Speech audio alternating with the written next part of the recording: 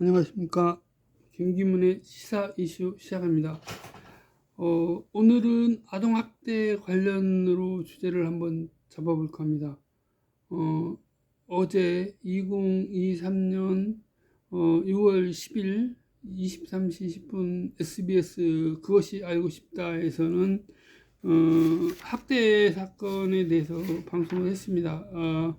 방송이 보면은 1355회 살아서 미라가 된 가을이 누가 비극 속 진짜 악역인가, 이러한 내용입니다. 여기서 간략하게 사건 내용을 소개를 하면은 2022년 12월 14일에 가을이가 이제 응급실에 실려왔다는 얘기고 이미 죽은 상태였다라고 하는 얘기입니다.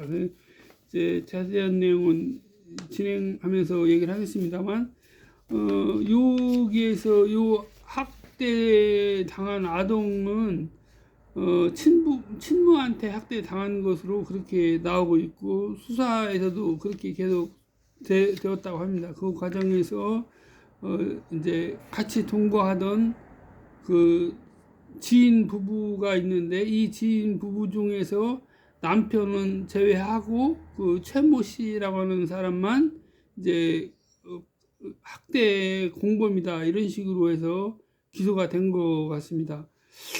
중요한 거는 이 여성이 뭐 갇혀 지냈거나 그런 건 아니고, 그러면서도 동거를 하면서 뭐 수백 명 이상의 사람들과 사실상의 강제 성매매를 했다고 합니다. 도저히 상식적으로 지금 같은 상황에서, 지금같이 기술이 발달하고 한 상황에서 어떻게 그것이 가능했을까 하는 참 의문도 들고, 그리고 이 아동을 정말 살릴 수가 없었을까 하는 안타까움이 많이 듭니다.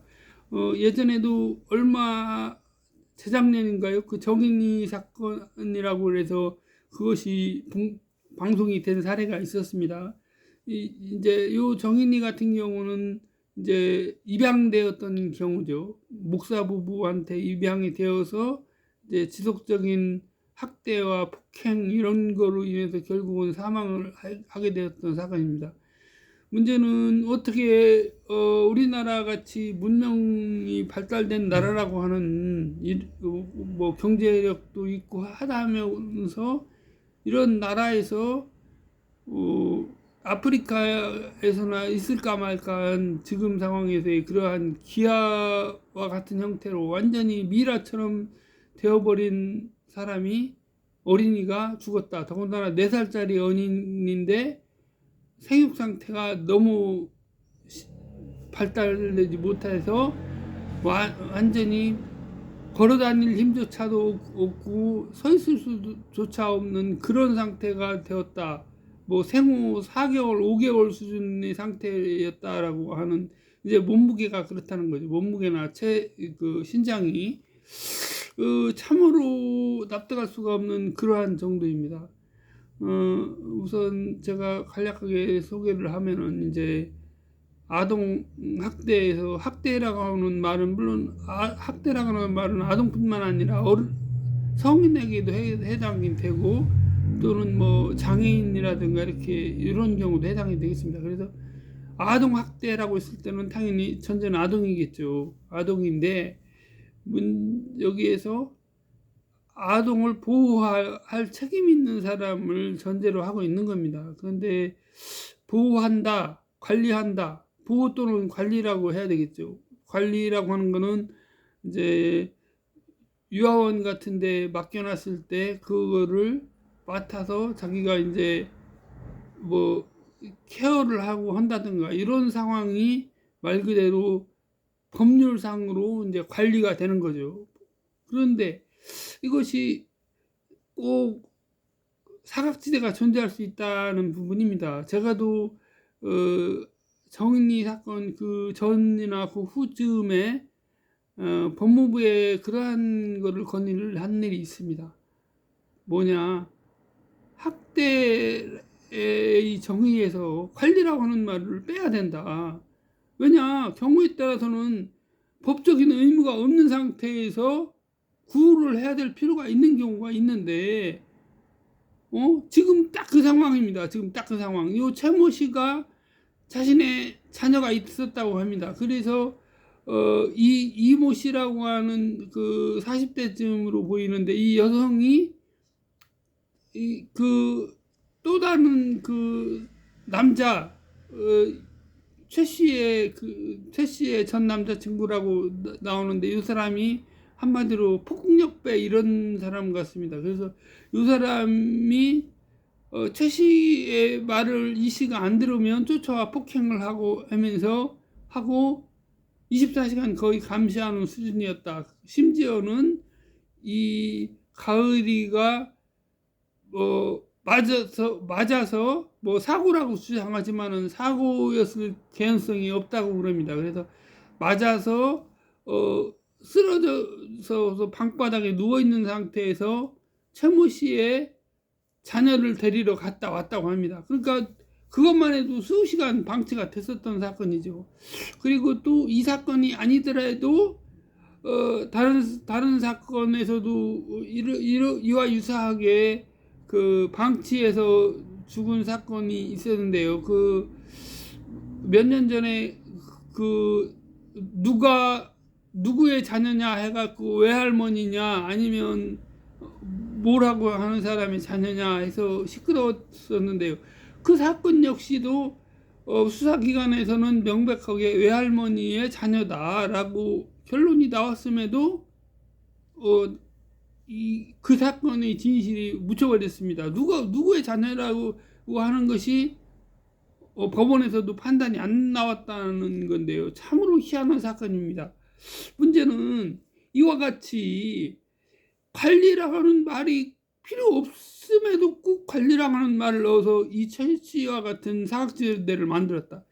제가 볼 때는 이 최 씨는 법률상의 구호 의무자가 아니기 때문에, 법률상으로 따지면 가족이 아니기 때문에 부양 의무가 없다. 쉽게 해서 그겁니다. 민법상의 부양 의무라고 하는 것은 같이 동거하는, 같이 살면서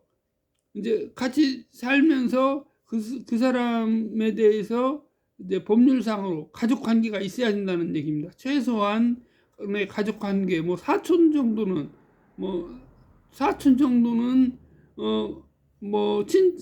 그 정도의 친인척 관계가 있을 때 같이 동거를 하는데 부양을 안 했다. 이렇게 있을 때 학대에 들어가게 돼 있는 구조입니다. 그런데 지금 이 최 씨 같은 경우는 아무런 그러한 혈연이나 인척관계도 아니고요. 다만 이 씨가 남편으로부터 학대를 받고 하다가 이제 도망 나오다 보니까 이 최 씨라는 사람을 맘카페에서 알게 돼가지고 이 최 씨가 그럼 자기 집에 와서 살라라고 해서 최 씨의 남편과 자녀들이 있는 그 좁은 방에서 살게 되었고, 한 방에서 살면서 부산에 가서 얼마 지나지 않아서 이 최 씨가 이제 지그시 이제 압력을 계속 넣으면서 앱을 깔아주면서, 앱은 당연히 이제 성매매 그런 앱이 있었던 모양입니다. 그런데 그런 거를 깔아주면서 계속 강요를 했다는 얘기입니다. 그래서 하루에 4번 정도 계속 그런 일이 있었고, 약 1년 6개월 정도의 1억 6천만 원 상당의 그런 불법 수익을 거뒀다고 합니다. 문제는 이런 과정에서 이 씨는 왜 자기 자녀가 그렇게 고통을 받고 함에도 아무런 신고를 안 했는가? 하다못해 성매매를 했다고 하니까 거기서 가서라도 누군가 휴대폰을 빌려서라도 신고를 해갖고 경찰에 출동하게 해서 자식을 살렸어야 되는 것이 아닌가.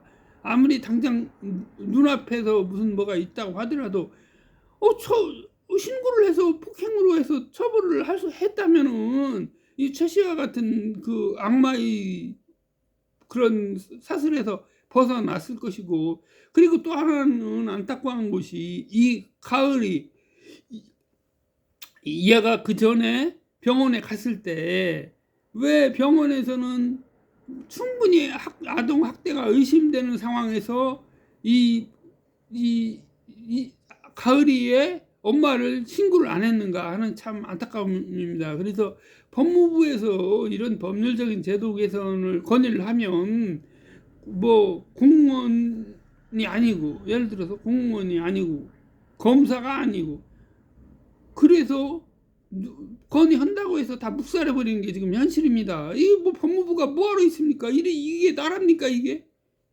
참 안타까운 얘기고, 제가 뭐 필요하다고 하면 예전에 과거에 건의했던 내용도 전달할 수 있습니다만은 뭐 지금 그런 상황은 아니고, 이거 도저히 있을 수 없는 상황입니다. 이래서 이게 어떻게 국가라고 할 수가 있습니까? 이게 말도 안 되는 얘기고, 정말 수사기관에서 철저한 수사로 관련자들에 대해서 폭행 등 온갖 죄목을 조사를 해서 철저하게 처벌할 수 있기를 다시 한번 기대합니다. 감사합니다.